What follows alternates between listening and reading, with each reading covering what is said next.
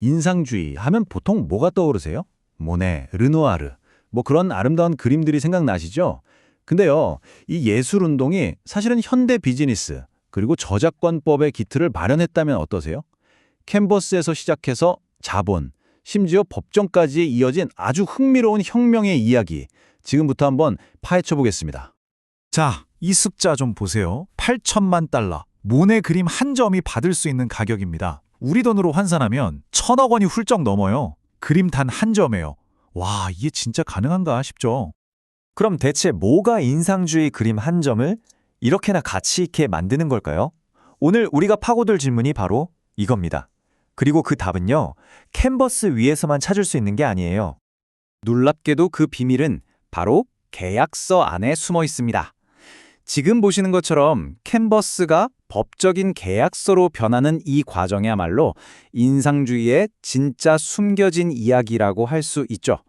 예술가들이 스스로 기업가가 돼서요, 아무도 가지 않았던 길 위에서 시장의 규칙을 새로 발명해야만 했던 그런 치열한 투쟁의 역사인 셈입니다.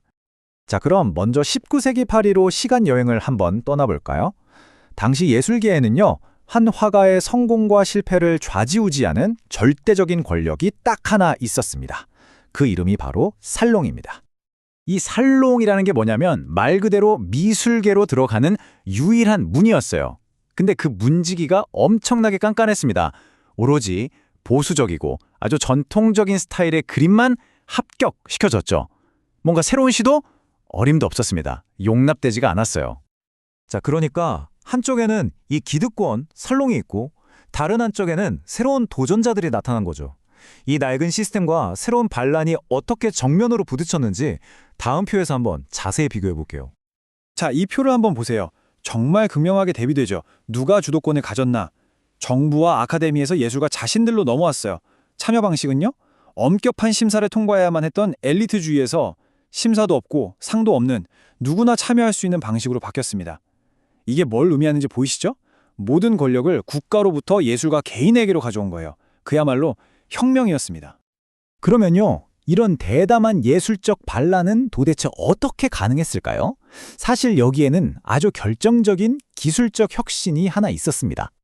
이 놀라운 도미노 효과를 한번 보시죠. 모든 건 1841년 바로 휴대용 튜브 물감이 발명되면서 시작됐어요. 이 작은 발명품 덕분에 화가들은 드디어 답답한 스튜디오를 박차고 나올 수 있게 된 거죠. 야외로 나가서 시시각각 변하는 빛을 직접 캔버스에 담을 수 있게 됐고요. 그 결과물이 바로 우리가 아는 인상주의입니다. 정말 사소해 보이는 기술 하나가 예술의 역사를 통째로 뒤바꿔 놓은 거예요. 갓 바른 벽지가 이 그림보다 더 완성도 있겠다. 이게 당시 최고의 비평가가 모네의 그림을 보고 남긴 실제 평가입니다. 요즘 말로 하면 이게 그림이야? 낙서야?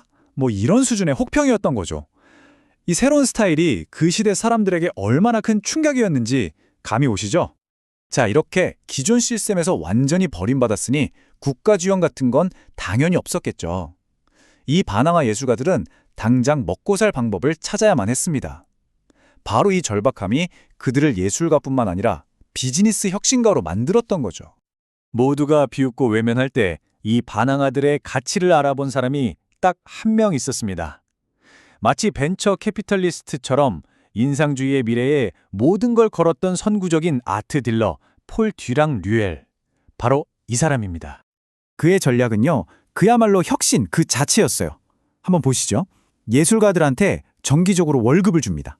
작품은 아예 통째로 사들여서 독점권을 확보하고요. 개인전을 열어서 예술가 개인을 브랜드로 만들고 심지어 비평가까지 고용해서 이 새로운 예술이 왜 대단한지 대중에게 설명하게 했어요. 여기서 그치지 않고 해외 시장, 특히 돈 많은 신흥 부자들이 있던 미국 시장까지 개척합니다. 어때요? 오늘날의 스타트업 투자 방식이랑 정말 놀랍도록 비슷하지 않나요? 그는 단순히 예술의 가치를 발견한 게 아니라 시장 자체를 만들어낸 겁니다. 바로 이 지점이 이 이야기의 핵심입니다. 디랑 류엘 같은 사람들 덕분에 예술이 더 이상 어떤 가문의 명예로운 유산이 아니라 사고 팔면서 이익을 낼 수 있는 자본 자산으로 바뀌게 된 거예요. 예술이 처음으로 투자 가능한 금융상품이 된 역사적인 순간이죠. 자, 그런데 이렇게 예술이 돈이 되기 시작하니까 당연히 새로운 문제가 생깁니다. 바로 위조와 도용이죠. 법적인 보호장치라고는 거의 없던 이 새로운 시장에서 예술가들은 어떻게 자신의 소중한 이름, 즉 브랜드를 지킬 수 있었을까요?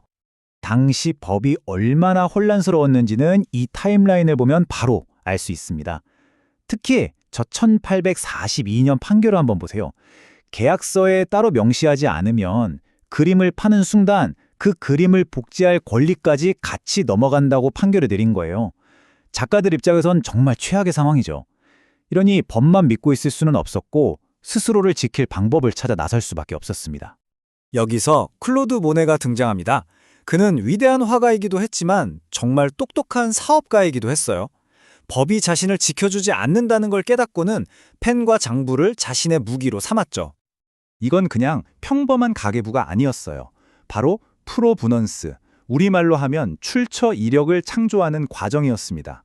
누가, 언제, 얼마에 이 작품을 샀는지 꼼꼼하게 기록해서 그 자체로 법적인 증거를 만든 거죠.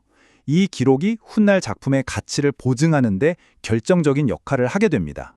모네가 살아있을 때 자신의 작품을 기록으로 지켰다면 에드가 드가의 사례는 이 증명이라는 개념이 예술가가 죽은 뒤, 즉 유산을 관리하는 데까지 어떻게 확장되는지를 아주 잘 보여줍니다. 이 표를 보면 딱 아실 수 있을 거예요. 드가가 죽은 뒤 그의 유작에 찍힌 이 스탬프는 이게 진짜라는 걸 보증해줬고요. 경매번호는 공식적인 판매 이력을 증명하는 증거가 됐습니다. 이렇게 보면 사소해 보이지만 이 도장과 라벨이 위작을 막고 예술가의 유산을 귀중한 자산으로 관리하는 아주 강력한 법적 도구가 된 셈이죠. 자, 결론입니다. 이렇게 예술가와 딜러들이 살아남기 위해 취했던 절박한 조치들이 역설적으로 오늘날 우리가 아는 현대 미술시장 전체의 청사진이 되었습니다. 인상주의 이전과 이후 예술의 세계가 얼마나 완전히 달라졌는지 마지막으로 한번 정리해 보겠습니다. 이 표가 바로 인상주의가 일으킨 혁명의 모든 것을 요약해줍니다. 보세요. 가치의 원천이 아카데미에 인정해서 예술가의 브랜드로 바뀌었죠.